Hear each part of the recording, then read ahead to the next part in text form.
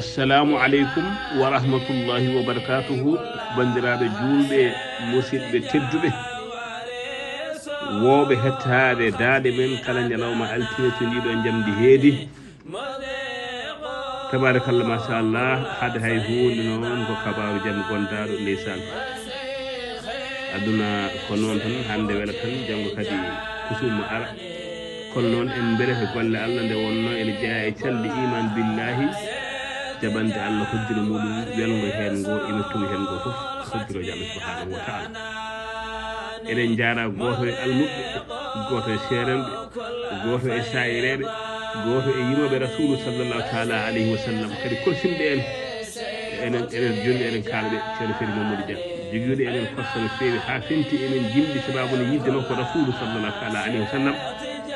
ceerno Yahya Baro lisan no gowɗen heɗade e jimowo ngana bawɗo mimiya bawɗo jimde Sidi Hadji Malick Sy bawɗo dendagal jimde jimteɗe élection almuɗum almudagal mu yooɗi timmi moƴƴi wadde hedinede ko baɗum kadi goto e musidɓe eɗen ceerno Salif Sakho ko kañum woni sababu ha ganduɗe makko ete omo jeyno ɗo e dental Allah dina ma he ko caɗele portable yaltinnimo hen tawi numéro o sa portable o waɗi probléme kono noon ɓoyani ko yalti Allah dina ma ko e nder men tiwo jeeya ndeysan ɗum no hade hay hunde en mbaɗantumo fidaw kala dente walla numéro uji privé ɗo siro o ene yetto en ñaaguima bandiraɓe fi sabilillahi saabu rasulu sallallahu taala alayhi wa sallam deƴƴinde en ɗo henno kala mo sira men o yetti e junggo mum yo tinno jooɗo tawna waɗanamo fidaw neldamo mbaɗen fatiya e salatul fatiya mbaɗen qul huwa allahu ahad laabi sappo e goho uddiren salatul fatiha lima walat mbaɗen ɗum haada e rasulu sallallahu taala alayhi wa sallam eɗen belnora ɗum Allah subhanahu wa taala nde Allah yurmotomo e aafamo moƴƴanamo kanko e maaɓe ɓen e maaɓe joɗɗum fof ɓe jeeya rasulu sallallahu alayhi wa sallam yo Allah moƴƴanmo yo en ne tagal makko ko juuti enen ndiwinti kala Allah newna kadi watti ene moƴƴireji heeɓe jeeya rasulu sallallahu taala alayhi wa sallam amin ya baddira koto ngaame mbaɗe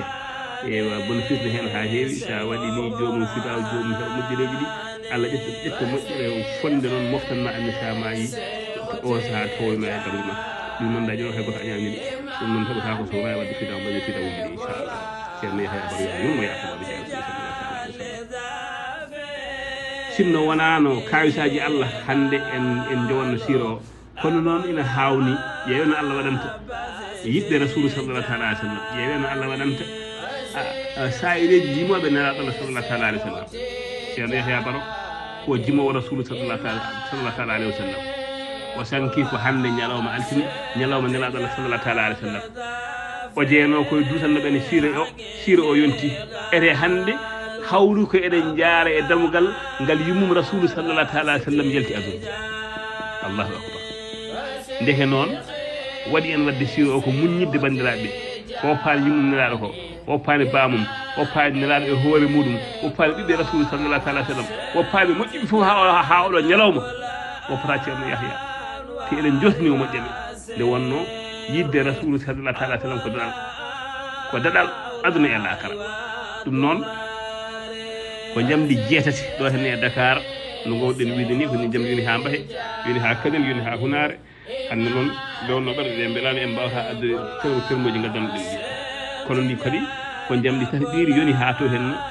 e Cincinnati Ohio e saraji muɗum foof no gowɗen wiide ni Kentucky en Florence Kentucky en Sydney en Columbus en Atlanta Georgia en New York City en Philadelphia en foof ko jamdi tati ɗiri yon toon ndi fawani hay hojogo goto ɗum noon bandiraɓe eɗen gara haalde nadde e damal ngal Sidi Hadji Malick siiwi faslu sabiu fi zicri wafatu ummihi sallallahu alayhi wa sallam wa jaddihi Abdou Muttalibin wa walati Abi Talibi tarbiyatihi bada wafahi jaddihi wa ma yata'allaqu bi dhalika inchallahu mawlana Seydi Hadji Malick Sy wi mi naati damalam battol jeeɗiɗi e nder deftere witani hilafu rahma walla mimiya mbaɗa jangto hen cankugol yummum nelaɗo Allah sallallahu taala alayhi wa sallam mbaɗa jangto hen cankugol taani ko bamako Sidi Abdoul Moutalib mbaɗa jangto hen no hetiri e banggue Aba Ɗalib bawmo Seydina Aliyu nde nehimu saggal sankare taani ko eko yowiteɗen gueɗe min joni so Allah jaaɓi inchallah. Seydi Hadji Malick Sy ibn Ousmane radiyallahu ta'ala anhu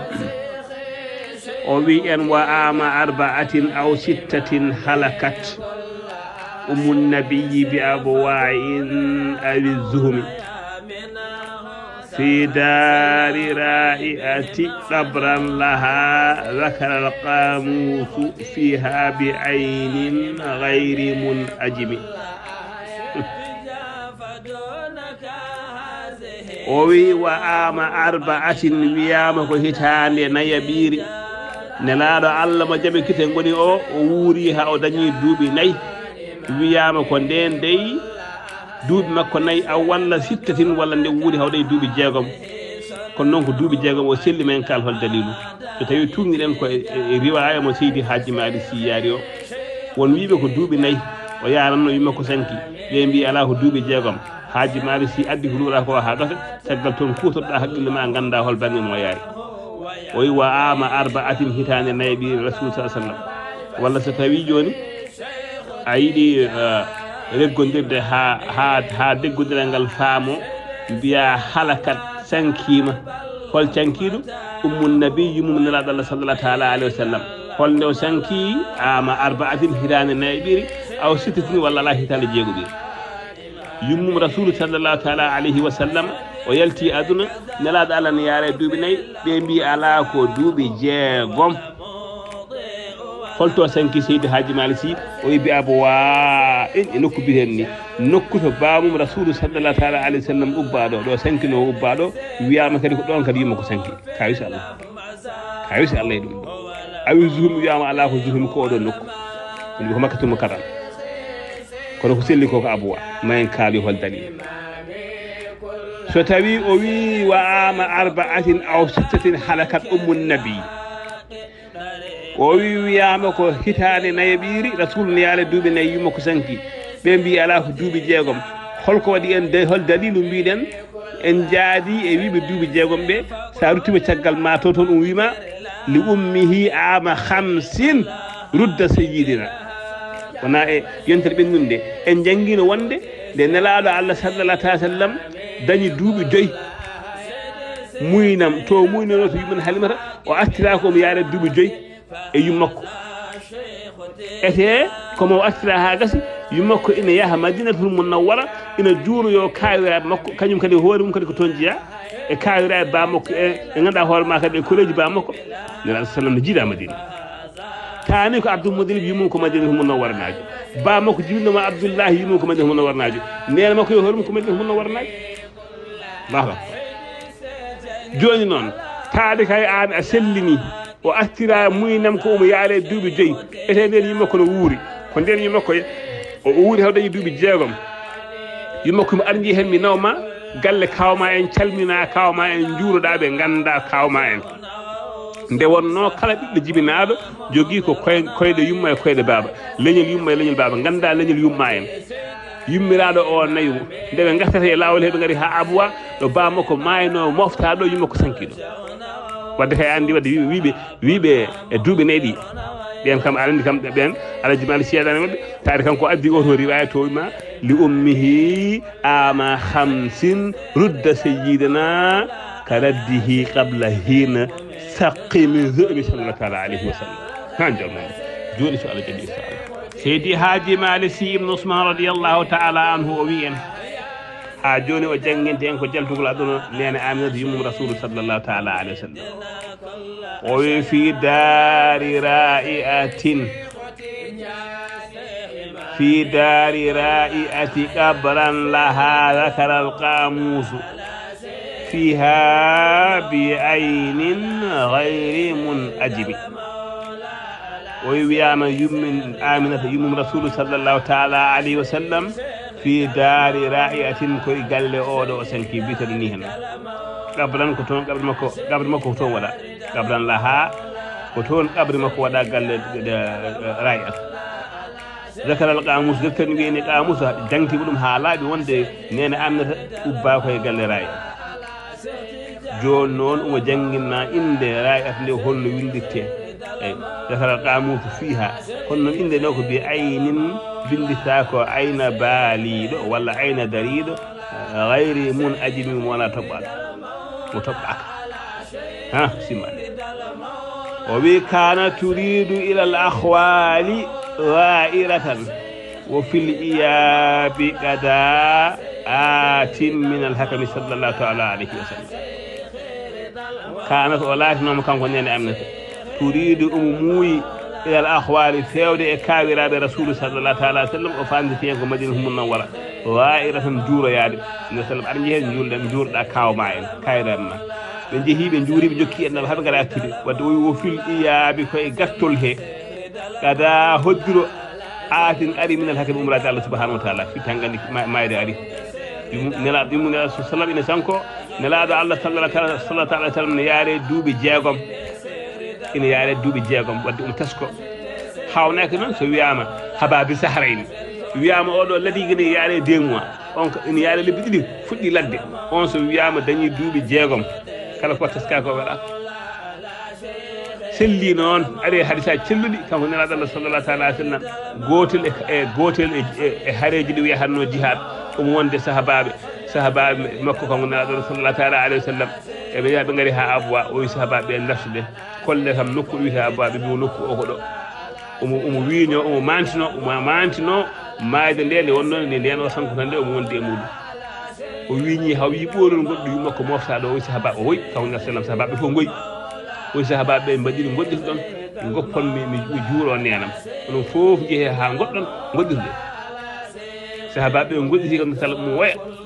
o ñaagui Allah yo Allah wuutinan mo yumma makko o yindere e muɗum sirru o ko mbati nena makko ene jaɓa l'islam naata l'islam seedanoma dewal jeeye e leñol makko yawmal qiyamati Allahu akbar si rasul sallallahu alaihi wasallam sahabaɓe dutti Allah wuutini nena makko o haalde mum ko yinno haaldire mum fof ha gasi o haalade nene makko ko nelaɗo Allah annima ko addi sahada setti wonde dewtan e gonga ala so wona Allah subhanahu wa ta'ala setti sidna Muhammadu ko nelaɗo Allah sallallahu alaihi wa sallam naati e diine islam jeyama e ummatu Muhammadu rasulullah sallallahu alaihi wa sallam Allah waɗi ɗum rasul sallallahu alaihi wa sallam yimɓe o rutti e gafta mum o fewni ha fewi o arti sahabaɓe o moosa kanko rasulullah sallallahu alaihi wa sallam ɓe min sallam hoto hawmi nani han ala waya ɗum goydema joni aɗa jala o wi Allah subhanahu wa ta'ala wutinani kam nenam ha nenam naati l'islam jeyama e leñolam sallallahu ta'ala alaihi wa sallam haji malik si ma haali ɗum yeeso o wi kana turidu ila al ahwali ra'iratan wa fil iyabi gada atin min al hakami kono haka suyuɗiyu neyla ma'adinayi najatan la tuhil qawluhu wallahu zu karami sallallahu ta'ala alaihi wa sallam joni inchallah seydi haji malik si ibnu usman radiyallahu ta'ala anhu o wi haka yakima suyuɗiyu biterni jalaluddin abdourahmani a suyuɗiyu o wiyete o wi on de yawnima yakima o haali o ñaawi holko haali nayla hebde maadi nayyi ogirɗe ɗiɗi rasulu sallallahu ta'ala alayhi wa sallam o fanditi hen ko ne baba abdoullahi e nene annata yumum rasulu sallallahu ta'ala alayhi wa sallam e bamum rasulu sallallahu sallam ɓe keeɓi holko ɓe keeɓi abdourahmani o wina jatantalam ɓeeɗo ceerno kaɗo haala ene daƴƴo ceerno wiide yumum rasulu sallallahu sallam ko naata o aljanna e bamum niraɗo Allah sallam ko naata o aljanna ɓe so naata hol naata o ceerno kaɗo haala ene daƴƴo ɓe so naatani aljanna ɓe soɓe naatani aljanna billahi wallahi hay goto naata aljanna o wi haka suyuɗiyu nayla ma'adinayi najata o fayi hen noon o wi heyma an gowɗo yeddude ɓi jeddowo laatu hil hoto hillin qawla konngol oɗo jalaluddin abdourahmane asiidi hoto wi aɗa hilla de hoto wiide aɗa riwta ɗum de hoto hil konngol de saabu wallahu Allah zul karim ko joom teddugal Allah ko joom teddugal oɗo jalaluddin abdourahmane asiidi o habri wonde Allah wurtini baba abdoullahi bamum rasulu sallallahu ta'ala alayhi wa sallam Allah wurtini nena makko gone fof o haalde mum ko muyno haalde ɗum ha gasi o noddi ɗum e l'islam naati l'islam kono kala jeddowo ɓi jeddowo so hiɗima ka haala ma wi wonde ma faw hen ko ina halka ɗum o fof hen no wiide aha kanko Alhaji Malick no ko joom haqqille omo andi jamanu ma aroy ma yeddoɓe jibini o wi la tahil koto hillinde ɗawlu konngol oɗo Abdourahmane wallahu Allah zul karami ko joom teddugal Alhaji Malick hol sababu mbiɗa Allah ko joom teddugal o wi li anna rabbaka ma bil ajri muttasifun wa dha akhaffu min insa'in min alami sallallahu alaihi wasallam joni inshallah أبدا هر القيامات صد المخوفات ومن كراماته الله يحاسبنا رب العباد فزا على الكرامات ومن كراماته أننا نسكن مع نبينا المصطفى من فوق جنات ومن كراماته أن قد يجالسنا أبا البتول لدى كل الجماعات ومن كراماته أن جاء ملائكة تعين ورادنا صد كرامات ومن كراماته أن قد يهز لنا من فير أغيارنا زيد وهندات ومن كراماته مهدي حين أتى يندم فيه البلاد بالسلامات ومن كراماته أن قد يكون لنا ملقي وردنا بكل ساعة ومن كراماته أن قد ينوب له في هم أصحابه مصر السماوات ومن كراماته أن المريد له تجاب دعواته في كل حاجات ومن كراماته أن قد يكون لنا ثواب أعظم أسماء الأزمات ومن كراماته غفران زلتنا قبل انتقال إلى دار النظامات ومن كراماته أن الطريق له يبقى دواما إلى يوم القيامات من غاص في باره علما ومعرفة يروم أوما فلا يزال غايات فكان حقا علينا قصر همتنا في مدحه به كسر همات الحمد لله رب العالمين على إتمام النظم في عد الكرامات ثم الصلاة على الهادي وسيلتنا والآله المهتدين والرسالات مرضيا ربي عن أشياخنا الكرامة والمسلمين ومودين المحبات إن الكرامات ما للمرامات في ورد سيخي بلا سك وربات سيدي حاج مالك ابن عثمان رضي الله تعالى عنه حاجوني دادي تكما كو هاتيدي فمنا وندي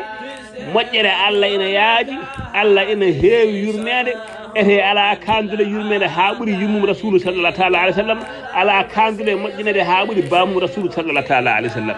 o wi li anna rabbaka ma bil ajri muttasifun wa za akhaffu min insa'in min al adabi sallallahu taala alayhi wa sallam o wi li anna rabbaka ay jommen Allah subhanahu wa taala ma bil ajri wonani ronkere muttasifun sifore firtu ko Allah sifortaake donkowo neɗɗo fof kay ina yiɗi wadde hunde ronka ha heddi Allah ko kala ko yiɗi wadde waɗat ceerno Allah sifortaake donkowo sifortaake jiɗowo wadde hunde ronka yo won Allah kala ko muuyi wadde waɗat jogo haqqille kala ko Allah wi yo won wonat kun fa yakun fa'al lima yurid ko gollo kala ko wela eremi haalanma taade Allah sifortaake donkowo ete waza wuutinde yimum rasulu sallallahu taala alayhi wa sallam e wuutinde bamum rasulu sallallahu taala alayhi wa sallam a haffu ɗum ɓuuri hoyde min insa'in e fuɗɗe neɗɗo min edemi e wasede neɗɗo wonno koko woodani ko wasa woodaka o waɗi carriére o rendini toji ɓakki e deƴƴi o jiiɓi o waɗi hen fittandu isli woni neɗɗo ɗum kay ɓurno sadde sako noon ko wonno neɗɗo ha gasi ma e wuurti ceerno wuutinde ɗum i ande so tawi wiyama annabaɓe guurtini annabi Isa en guurtinimaɓe haynara sallam wuurtinimaɓe saka Allah eɓe jogo haqqille ete ala kandude moƴƴere aduna he ha ɓuuri bamum rasulu sallallahu taala alayhi wa sallam ala kandude moƴƴere e aduna he ha ɓuuri yummum rasulu sallallahu taala alayhi wa sallam jogo haqqille ceerno ɗum tagi o wi لأن ربك ما بالعجز متصف وذا أخف من إنساء من الأدم صلى الله عليه وسلم وهاني دو duhongo ha gafi e hokrima haqqille ya faam kala ko wiya nela sallam heeɓi e moƴƴere walla yumako walla bamako jab saabu ko ɗum no wawi wonde joni o rutti ha joni omo haalanna hankandi taade bawmo rasul sallam maayi guila nelaɗo jibinaka taadi ko yummako maayi omo yaari duuɓi jeegom ha joni noon ete jaala duuɓi jeegom ha joni enen sohli korsa yummiraɗo omo haalama hol dariɗo dari hol lomtiɗo yummiraɗo hol dariɗo dande yummako ويو أم أيمن بعد الأم تحمله لجده سيبة الحمد رضا الألم صلى الله عليه وسلم ولا رضا الإذن صلى الله عليه وسلم وأم أيمن كرتاني كنويني بعد الأم تقل يمكو سنكيما تحمله كأولا رانغة نوم إني فتنم لجده إتاني كغركو وتعالى غركو وعادة دندب أولا فتنم نوم يبه هذا النبي كل مولم تيهم كل ما ولم تقول سيبة الحمد جم سيبة جتورو جم دنان دي جلالي جافاجي دي دونو تانو رسول سلام كو جم دنان دي لما اسمع نفهم نجوث نواي نغفين إن شاء الله ولنا أريد جلالو العظيم تدد موضوع صلى الله عليه وسلم بندرابي كادي كو سنو غندن ما تو إن كادنا دو إن شاء الله مولانا التي قالوا سبيلي الله ناتي عند الله جمود في سابي العام والهادي أتاه به فيا له رمض في شدة الألم هدي إلى راهب النبي يقول له دواءه ربه فرجي إلى الهرم والجد في العام يمسي لابن سجازن لكي يهنئه في الملك واللمن أهده جما وبالمدي بسره بأصدق القول صدقا خير متهم إن شاء الله مولانا نون بعد يجي ودي في داو كاريكو فأني وهن ما بيجو فوف kala maaɓe o joguiɗa e maaɓe joni fof gannuɗa hen mbaɗen fidawo yo Allah subhanahu wa ta'ala moƴƴani bi jahi rasul sallam yo lumɓe afro hanno aljanna bi jahi rasul sallallahu ta'ala alayhi wa sallam enen yen nettagal ɗo juuti yo Allah faw koye ɗumen e sirade mustaqim poccugol lawol poccugol ngol Allah e welte e rasul sallallahu sallam sidi cheikh amsi sharif radiyallahu ta'ala anhu hada assalamu aleykum wa rahmatullahi wa barakatuh أخيكم في الله شريف محمد الحبيب جاء ابن محمد بن المختار جاء في قرية به أنجارا ألتمس الجميع إن شاء الله اللهم صل على سيدنا محمد وسلم